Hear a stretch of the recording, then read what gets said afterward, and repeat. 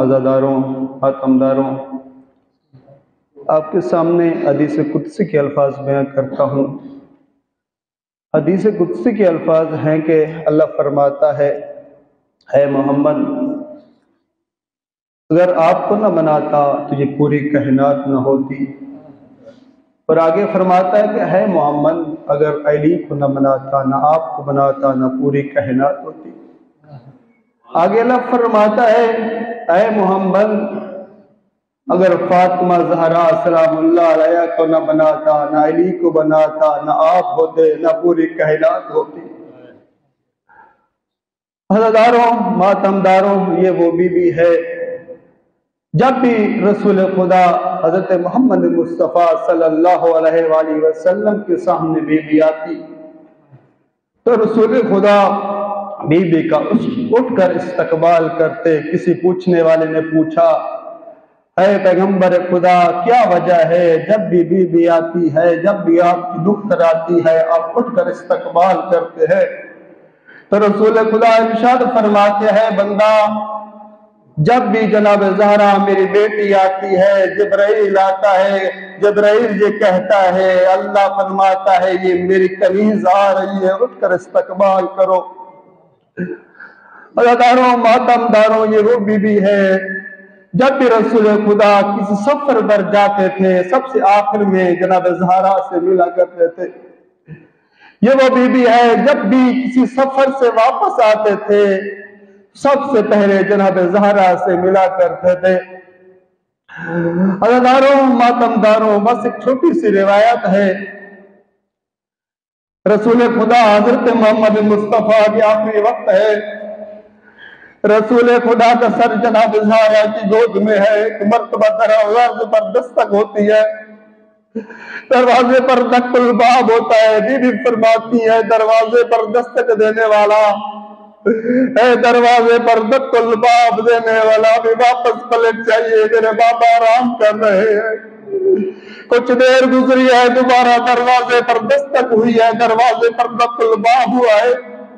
اب be be نے پھر یہی جملے دہرائے ہیں، ہے دروازے پر دستک دینے والے، ابھی واپس پلٹ جائیے، میرے بابا آرام کر رہے ہیں۔ عزاداروں، ماتمداروں، جب تیسری مرتبہ دروازے پر دستک ہوئی ہے، دق الباب ہوا ہے، اب بی بی سے رہا نہیں گیا، بی بی کے آنسو نکلے ہیں۔ جیسے بی بی کی آنسو کل نکلنا تھا، رسول خدا کے چہرے پر پڑے۔ رسول خدا تڑپ کر اٹھے، کہا، میری بیٹی میری زندگی میں کس نے رلایا؟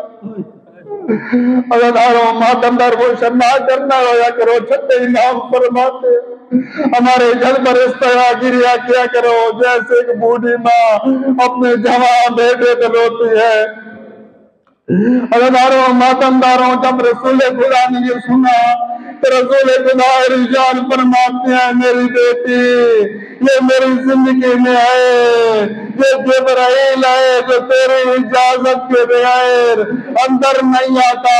عزاداروں، سن پاؤ گے، یہی دروازہ تھا رسول کے جانے کے بعد، جس دروازے پر آیت کثیر پڑھی جاتی تھی، جس دروازے پر رسول خدا روک کر اجازت طلب کرتے تھے، رسول کے جانے کے بعد مسلمانوں نے حیا نہیں کیا، مسلمانوں نے حیا نہیں کیا۔ یہ دروازہ تھا۔ رسول خدا فرماتے ہیں، میری بیٹی یہ میری زندگی میں ہے، یہ جبرائیل ہے جو تیری اجازت کے بغیر اندر نہیں آتا۔ عزاداروں، سن پاؤ گے، رسول خدا فرماتے ہیں، میری بیٹی یہ میری زندگی میں ہے، رسول خدا کے جانے کے بعد ابھی کچھ ہی دن گزرے تھے، یہی دروازہ تھا جس دروازے پر آیت کثیر آتی تھی۔ کچھ ظالم لوگ آئے تھے جن کے ہاتھوں میں لکڑی آتی، یہ ظالم لعین کہتے تھے، اے بی بی، اے فاطمہ زہرا، علی کو باہر نکالو ورنہ ہم دروازے کو آگ لگا دیں گے۔ جناب فاطمہ زہرا آئی ہے، دروازے میں بڑے آرام سے کہا ہے، اے لکڑی لانے والا، آپ کو پتا ہے اس گھر میں کون کون رہتا ہے؟ یہ ظالم کہتا ہے مجھے معلوم ہے اس گھر میں حسن اور حسین رہتے ہیں، اس گھر میں زینب اور اس گھر میں زینب اور کلثوم رہتی ہے۔ ہمارے اوپر ایک سوال ہوتا ہے، کہا جاتا ہے جب مرد گھر میں موجود ہو عورتیں دروازے پہ نہیں جاتی۔ ادارو ماتم در بہار الانوار میں علامہ مجلسی نے لکھا ہے، یہ اس قصدی بھی جماعت کہتی ہے جب علی آگے بڑھنے لگے جناب زہرا کہتی ہیں یہ لوگ آپ کا حیا نہیں کریں گے، آپ مت جائیے، میں جاتی ہوں، شاید میرا حیا کر لے، میں تو نہ ہوں محمد کی بیٹی۔ اداروں ماتمداروں کیسے حیا کیا ظالموں نے۔ آغاز جب کان علی کو باہر نکالو ورنہ ہم دروازے کو آگ لگا دیں گے۔ اللہ بس حیا نہیں کہ ظالموں نے۔ ایک ظالم آگے بڑھا، ایک ظالم آگے بڑھا، اس نے دروازے کو آگ لگائے، جیسے دروازے کو آگ لگنی تھی دروازے میں کیل تھی۔ دوسرا ظالم آگے بڑھا، جیسے دروازے کو آگ لگی دروازے کو دھکا دیا۔